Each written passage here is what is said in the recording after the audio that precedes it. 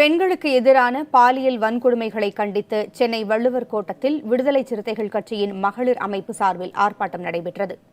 சென்னை போரூர் அருகே மதனந்தபுரத்தில் 7 வயது சிறுமி பாலியல் வன்கொடுமையால் கொல்லப்பட்டதை கண்டித்து 100க்கும் மேற்பட்ட விடுதலை சிறுத்தை கட்சியினர் ஆர்ப்பாட்டத்தில் ஈடுபட்டனர். அப்போது பேசிய அக்கட்சியின் தலைவர் திருமாவளவன், இச்சம்பவம் தொடர்பாக கைது செய்யப்பட்ட தஷ்வந்திற்கு எக்காரணம் கொண்டும் ஜாமீன் வழங்கப்படக்கூடாது என வலியுறுத்தினார். கைது செய்யப்பட்டிருக்கிற அந்த காமக்கொடூரன் தஷ்வந்த் எக்காரணத்தை முன்னிட்டும் ஜாமீனில் வெளியே வரக்கூடாது, அதற்கு அரசு அனுமதிக்கக்கூடாது.